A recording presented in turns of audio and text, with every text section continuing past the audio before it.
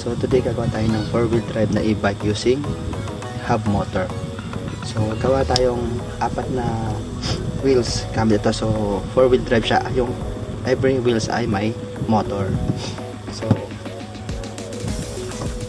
gagawin natin ganito yung regular na hub motor.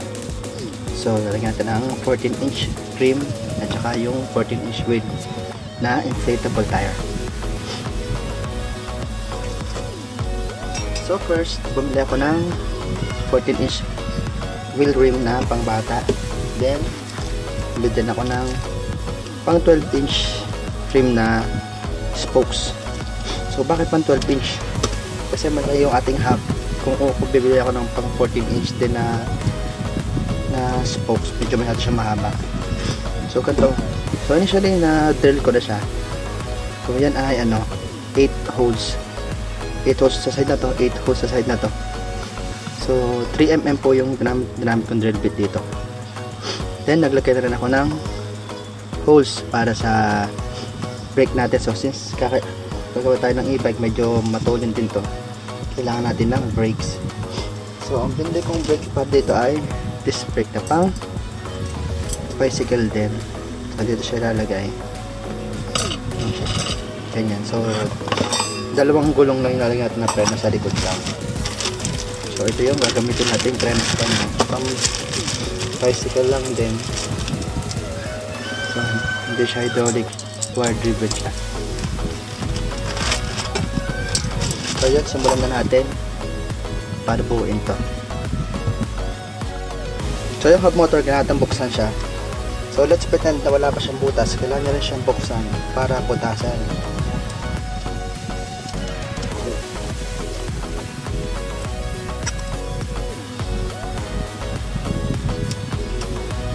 So ito yung tsura ng ginawa kong screw hole para sa disc brake natin.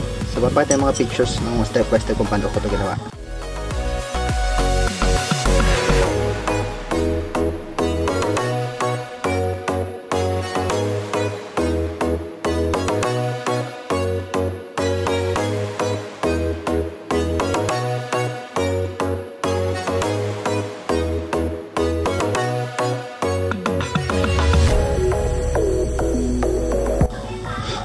Dito kailangan natin tanggalin yung kanyang wheels, rubber.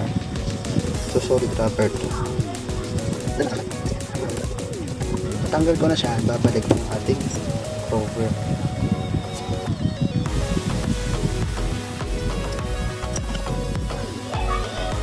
So yung ating hub motor, may mga hole siya, 8 sa sides na to, 8 sa side na to. So pag babalik siya, dapat siya ay alternating, hindi siya dapat magkatapat at nasa gitna siyang ganyan. So hindi ko markingan, kailangan ganyan, ganito. So ayan, alternate siya. Ito yung dalawang hose natin, tapos yung isa nasa gitna. So ano siya, hindi siya dapat magkakapantay.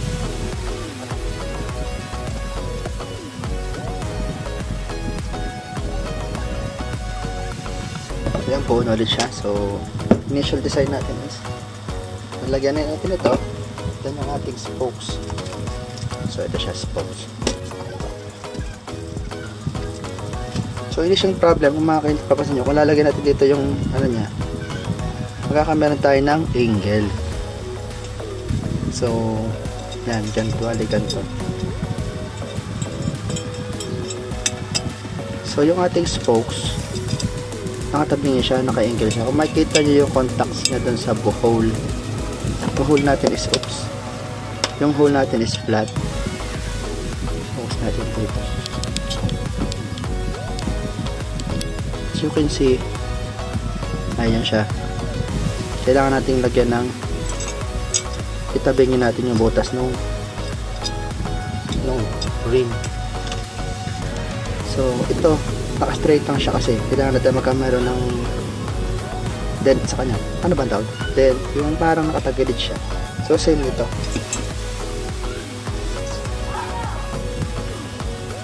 So as you can see here, tinabingi ko yung mga butas ng holes. So paano ko ginawa yun?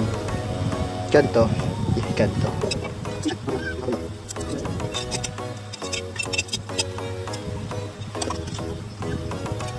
So,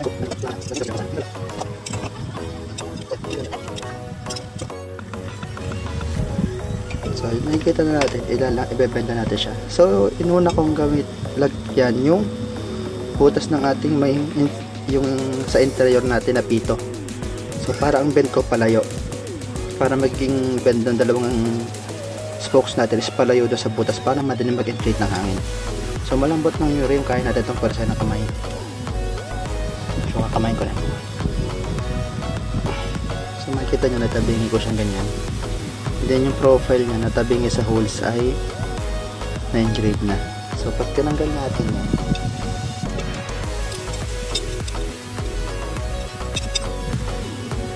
so ayan, makikita nyo yung ating third na holes ay nakatabingi na. So pag nalagyan siya ng spokes, nakatabingi na siya agad. So gawin natin sa lahat. So ang pagkakaroon niya ni saliitan, magpapas forward ko na yung video.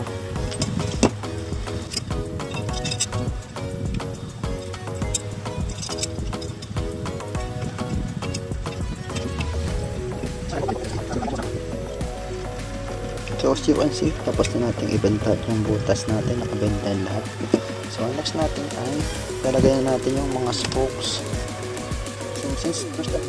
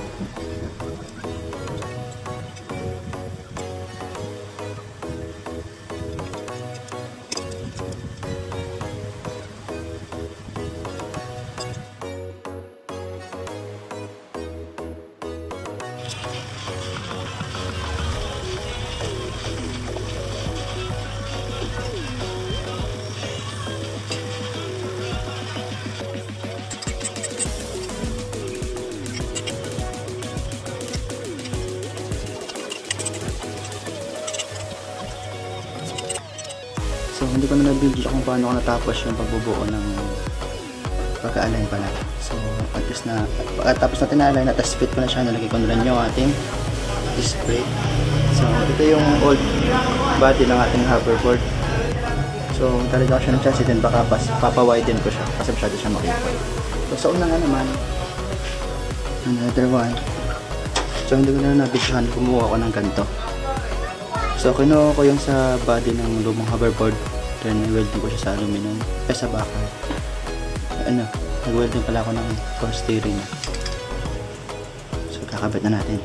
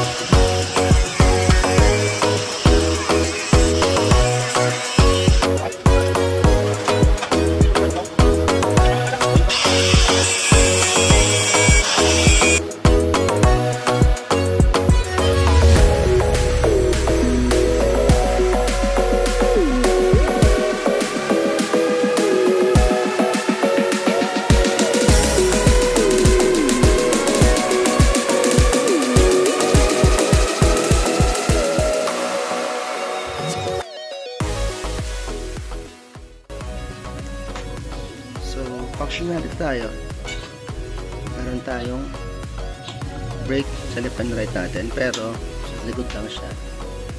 Dalawang disc brake sa pangkal.